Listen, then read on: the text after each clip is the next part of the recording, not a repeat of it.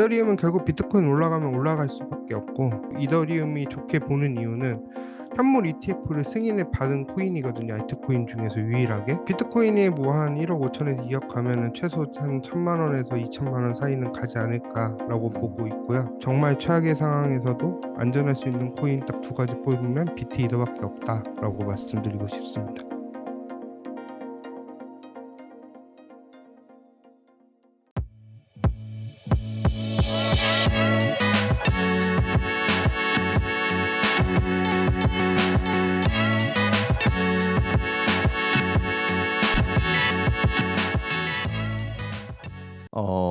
비트코인 진입을 생각하는데 지금 계속 막 네, 빠지고 있으니까 언제 네, 들어가야 되나 이거를 좀 고민을 좀 많이 하고 계신 음, 것 같거든요. 네.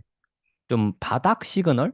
요런 때면은 좀 사도 좋다. 뭐 이런 시그널이 좋은 게 좀 있을까요? 일단은 저는 뭐 시그널보다는 일단은 고점 대비 얼마 정도 빠졌는지를 항상 보거든요. 근데 네, 이제 최소 10% 이상 발생을 하면은 분할로 사시는 분들은 계속 사셔야 된다라고 보고 있고, 특히 이렇게 49,000달러까지 빠졌을 때 네, 49,000달러에서는 거의 사기 힘들거든요.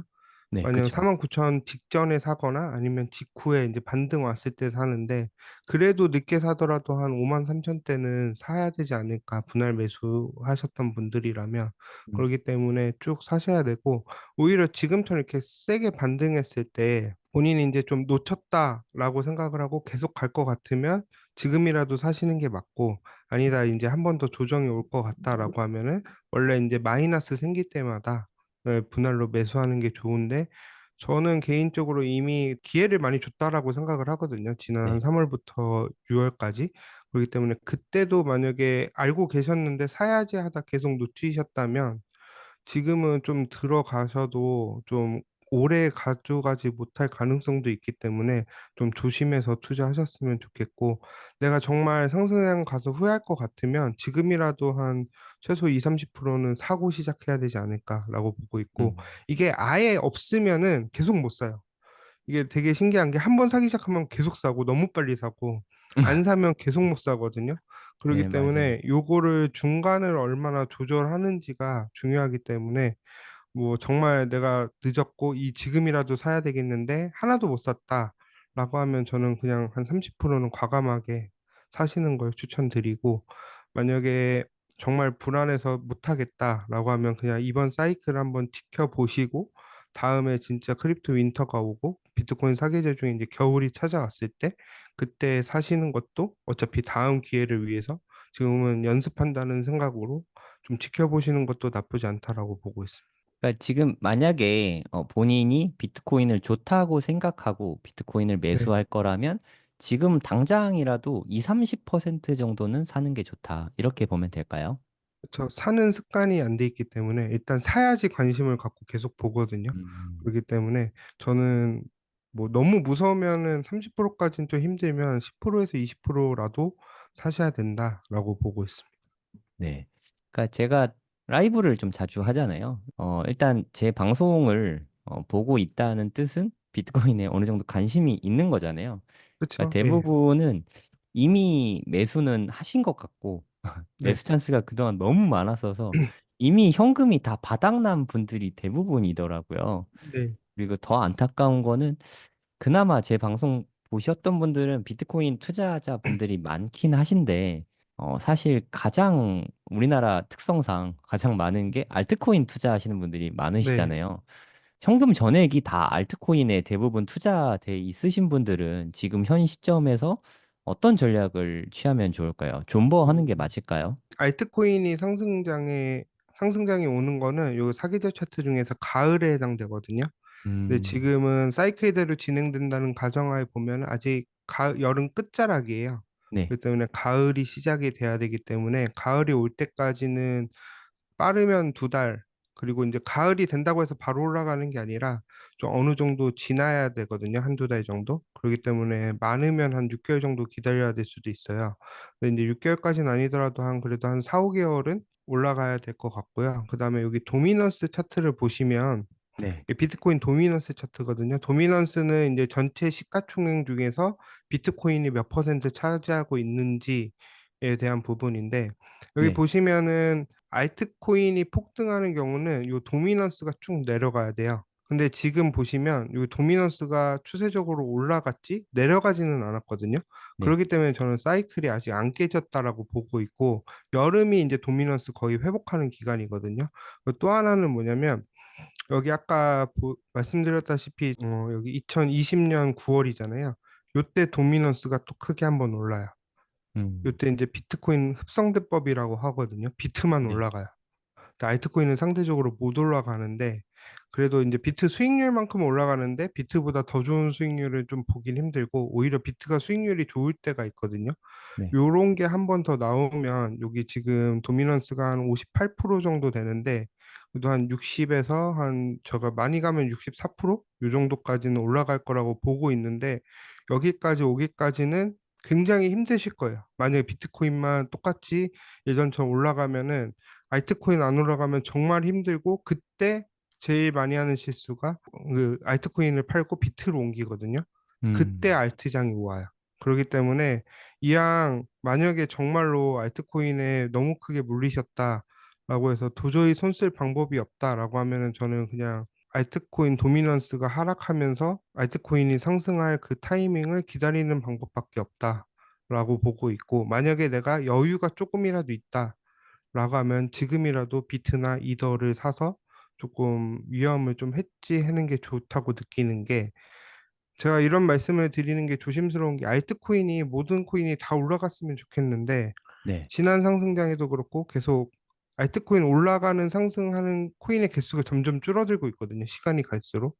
네. 네. 그렇기 때문에 이번에도 진짜 몇 개 코인 저도 잘 모르겠어요. 아직까지. 제가 뭐 믿고 있는 코인들은 몇 개는 있는데 그 코인들이 과연 갈지 안 갈지도 모르겠고 그러다 보니까 알트코인이 정말 본전까지 왔을 때 또다시 욕심이 생기거든요. 그때 조금 너무 힘들었다 하면은 그래도 최소 한 30%에서 50% 정도 덜어내고 나서 이제 투자를 하시는 게 좋다라고 보시고 만약에 정말 큰 위기가 왔다라고 하면은 좀 상패도 한번 각오하고 투자해야 되지 않을까라고 보고 있습니다.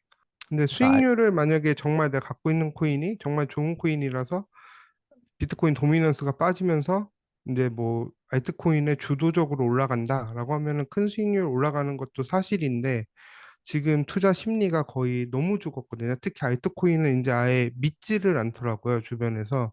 네. 옛날과 다르게.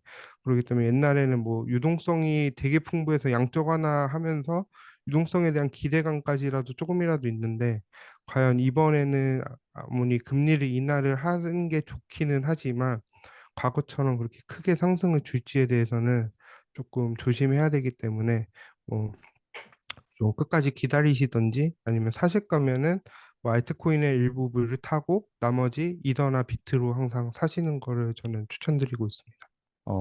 이더 이야기가 나와서 말인데, 네, 올 시즌에는 좀 이더가 유난히 좀 힘을 못 쓰고 있잖아요. 네, 그래도 비트코인이나 솔라나는 가격 조정 받아서 올해 한 뭐 2, 3월?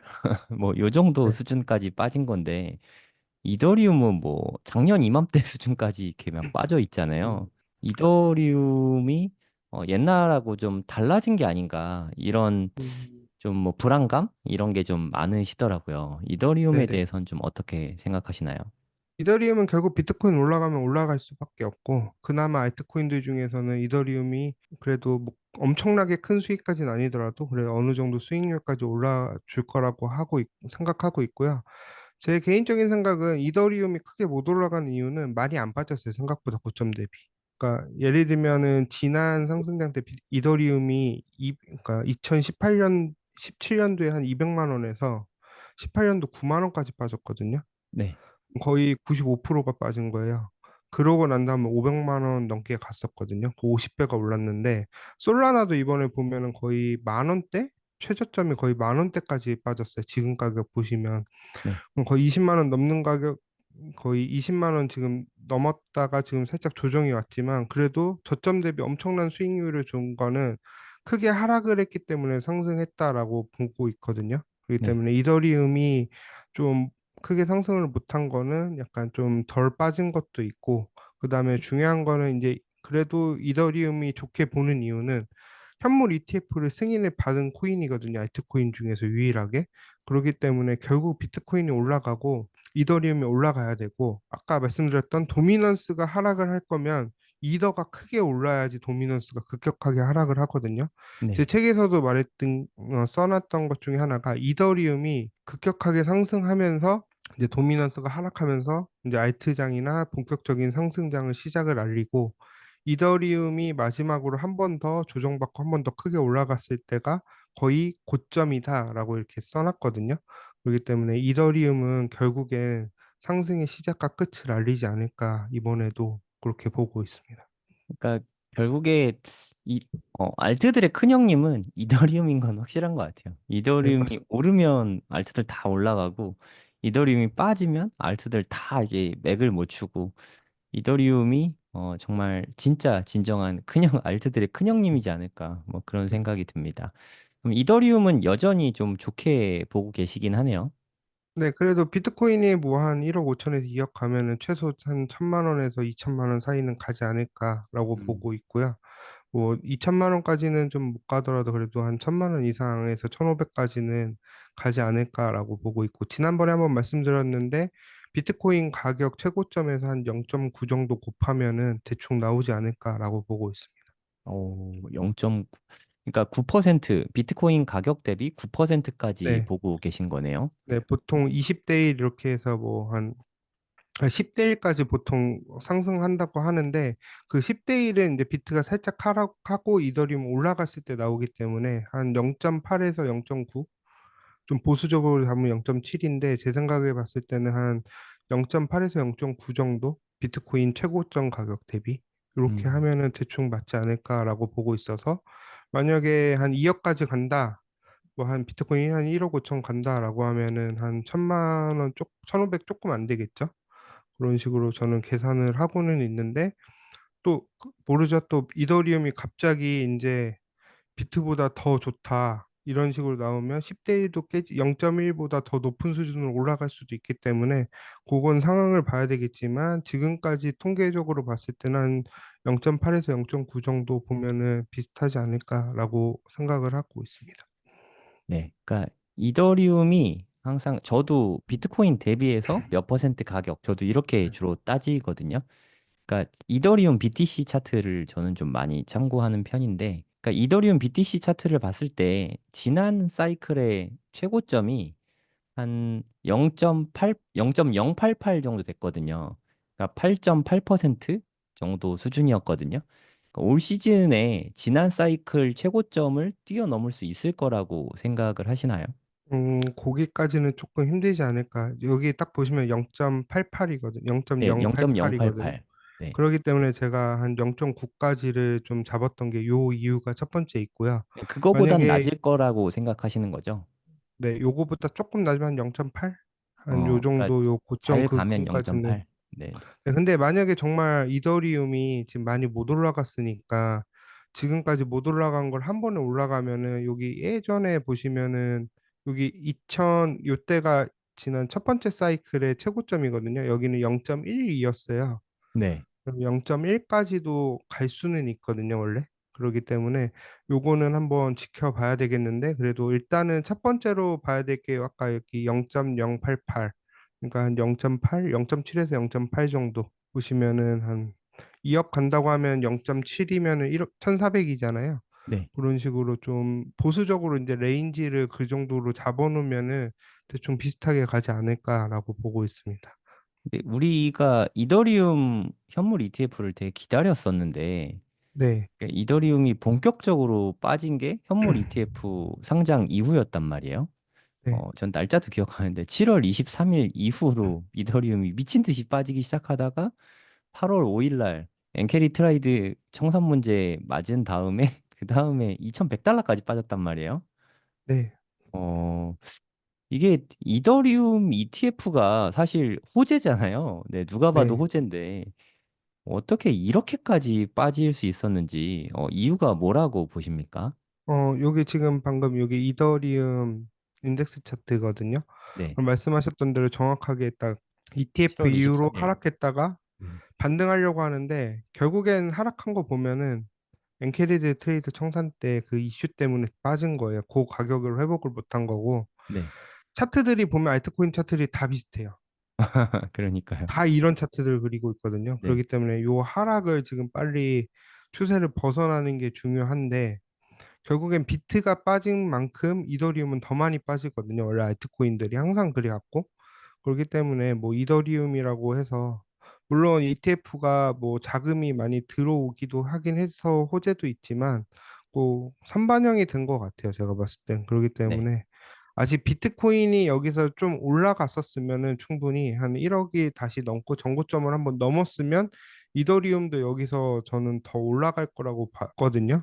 근데 비트가 빠지면서 같이 빠졌다라고 보시는 게 저는 맞지 않나라고 보고 있고 결국에는 암호화폐에서는 비트코인이 빠지면 모든 코인이 빠질 수밖에 없다라고 말씀드릴 수밖에 없고요. 그 이유는 딱 간단합니다. 아까 BTC 차트가 있잖아요. 네. BTC 여기 차트 아까 보시면은 이더리움 BTC인데 요거는 말 그대로 비트코인이 기준으로 비트코인이 화폐를 가지고 알트코인을 샀다라고 보시면 되니까 네. 비트코인 가격이 떨어지면 당연히 알트코인 가격도 떨어진다라고 보시면 되기 때문에 주식은 아직 그리고 지금 암호화폐 시장에서는 알트코인들 개별이 뭐 엄청난 이익이나 성장이 나오는 그런 코인들은 없잖아요.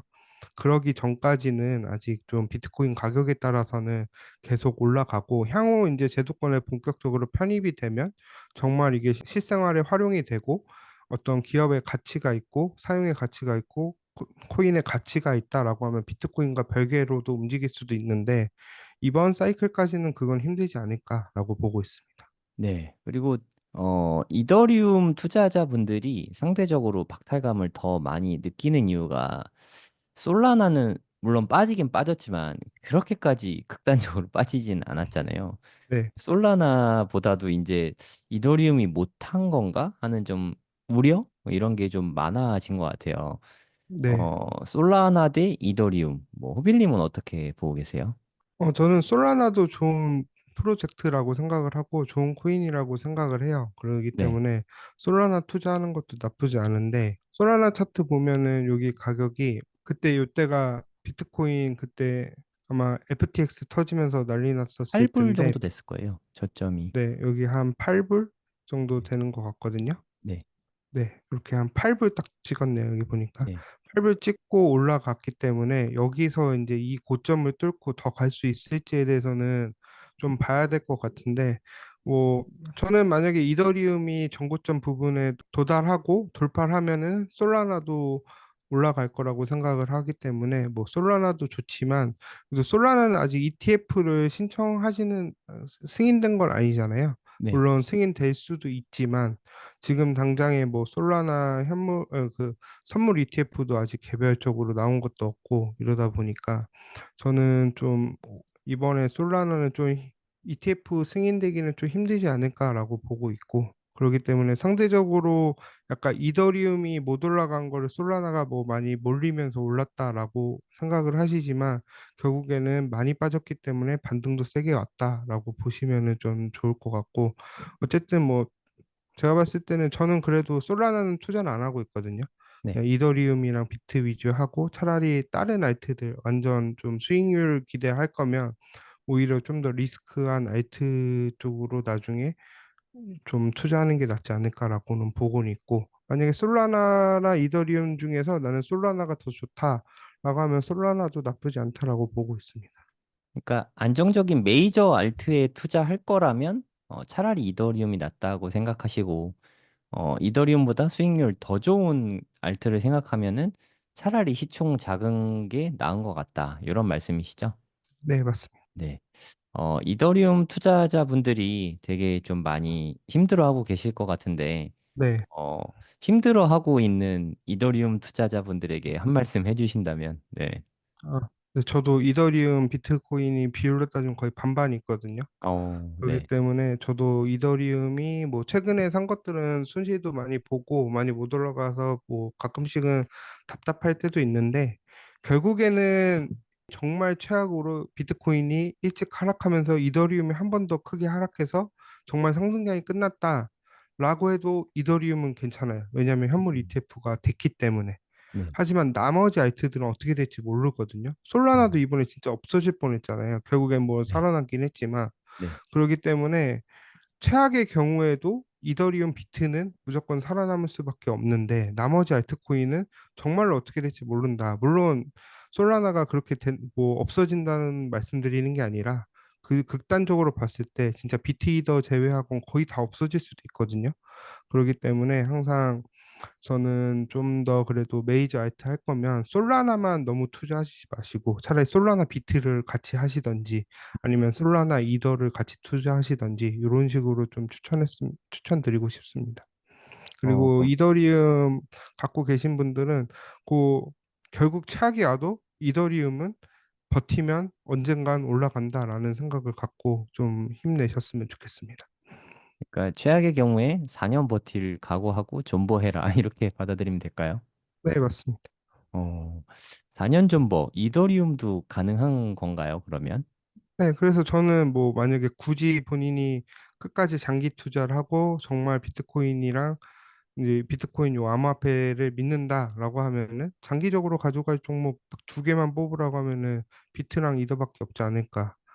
왜냐면 이미 블랙록에서 이더리움을 괜히 그 ETF를 신청한 것도 아니고 비들 펀드도 잘 돌아가고 있고 결국에는 이더리움이 뭔가 해내지 않을까라는 보고 있기 때문에 그래도 아직까지는 뭐 이더리움이 결국에는 기술적인 거나 여러 가지 도전을 받을 건데 그래도 그냥 지금 당장 사라지기보다는 그래도 한 번은 더 올라가고 나서 이제 좀 시가총액이 높아진 상태에서 새로운 이제 뭐 기존의 이제 금융시장이나 이런 데 이제 나오는 코인들이랑 좀 그때는 약간 경쟁을 좀 세게 할 수도 있는데 아직까지는 비트코인만큼의 할 수 있는 코인이 없다라고 보고 있거든요. 이더리움밖에. 그렇기 때문에 저는 이더리움이 뭐 나쁘지 않고 정말 최악의 상황에서도 안전할 수 있는 코인 딱 두 가지 뽑으면 비트 이더밖에 없다라고 말씀드리고 싶습니다. 네. 블랙락의 ETF를 믿고 가자. 네. 이렇게 요약할 수 있겠네요. 네.